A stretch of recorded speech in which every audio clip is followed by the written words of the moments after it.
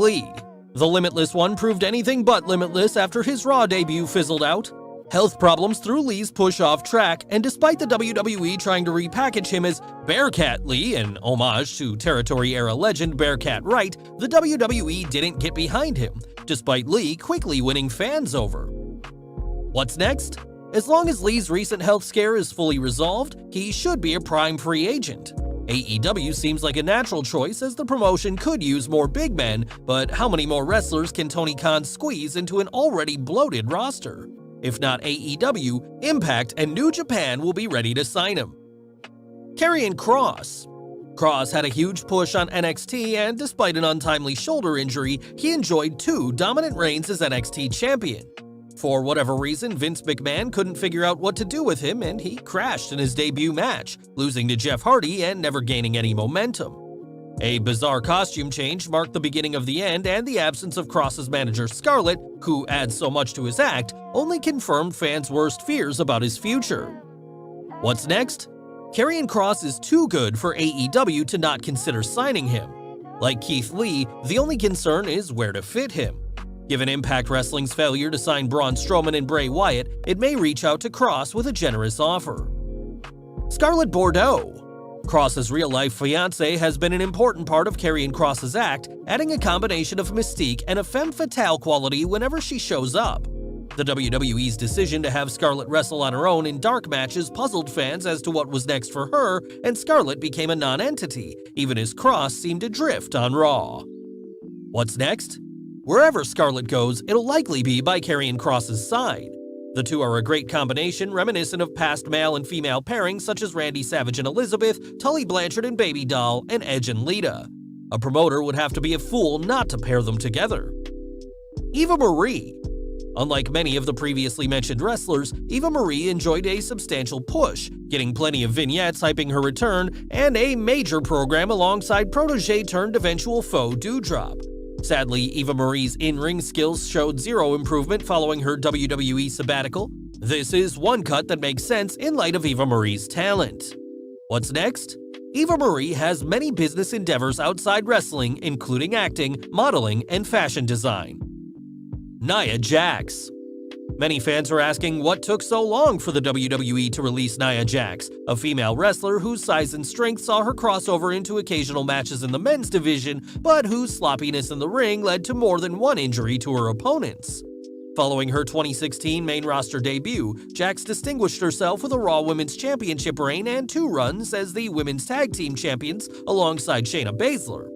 Jax's reputation for sloppiness, combined with her failure to improve, likely led to her release. What's next? Although Jax stands out among her peers due to her size and strength, the 37-year-old's careless work in the ring could make promoters, other than indie promoters, hesitant to sign her. B-Fab. SmackDown got a shot in the arm when the popular and charismatic NXT faction Hit Row debuted on the Blue brand. However, the Fantastic Foursome is now a titanic trio thanks to the WWE releasing B-Fab. Did the WWE feel the group didn't need 2 females, or is this just the first step in Hit Row disappearing from WWE? What's next? Although B-Fab can find work on the indie circuit, her chances of full-time work in a promotion could depend on what happens to the rest of Hit Row. Gran Metalik. The Lucha House Party's Gran Metalik and Lince Dorado have reportedly been unhappy with their WWE push and asked for the releases. With the WWE looking to trim its roster wherever possible, this release was inevitable. What's next? A return to Lucha Libre or Japan seems likely, and perhaps the biggest question is whether Metalik will continue to team with Lince Dorado. Lince Dorado. Like Metalik, Dorado's exit is no surprise, and his future mirrors Gran Metalik's. What's next? Dorado has the same options as Gran Metalik and may take his time before signing with one promotion. Mia Yim. Yim seemed to be thrust into a major angle when she was promoted from NXT to the main roster, participating in the Retribution storyline as Reckoning. Despite a strong start, the group fizzled out and Yim was drafted to SmackDown, only to find herself traded back to Raw. Sadly for the talented wrestler, the trade was the extent of any movement in her career, and now she finds herself unemployed alongside fiancé Keith Lee. What's next? Yim is a former Knockouts champion and may be able to find work in Impact and certainly on the indie circuit. Harry Smith.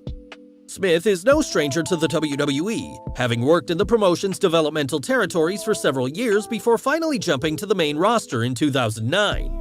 The son of WWE Hall of Famer Davey Boy Smith, Harry's run in the Hart Dynasty alongside Tyson Kidd led to 2 tag team championships, but nevertheless, the WWE released him in 2011.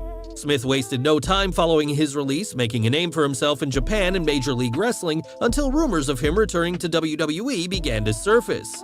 Smith's return to WWE was short-lived, however, with his only major role being to induct his late father into the WWE Hall of Fame.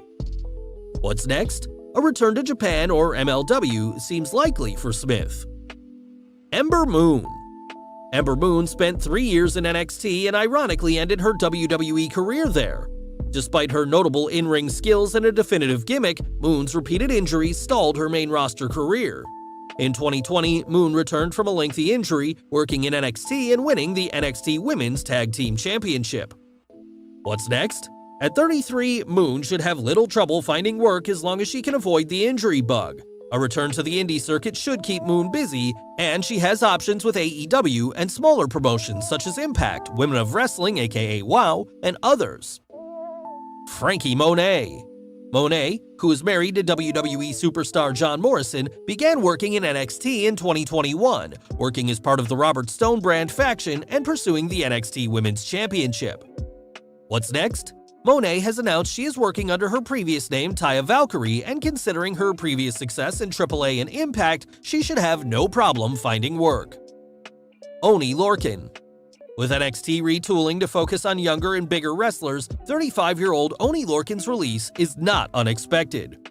What's next? A return to the indie circuit seems likely for Lorcan. Jessi Kamea.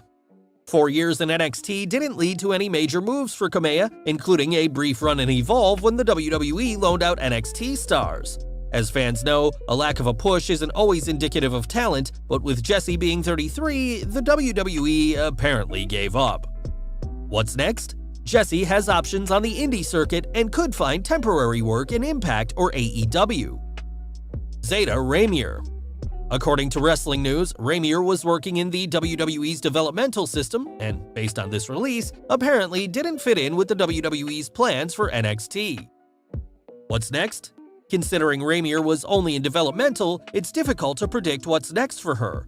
It's worth mentioning that she previously worked in Shimmer and Impact and may find work there or on the indie circuit. Trey Baxter. Like several of the released NXT stars, Baxter doesn't appear to fit with Vince McMahon's vision for NXT 2.0. Baxter competed for the Cruiserweight Championship, the antithesis of a brand focused on big men. What's next? Given his indie experience and past work in Impact, Baxter will likely end up on AEW's YouTube programs and find work on the indie circuit. Katrina Cortez.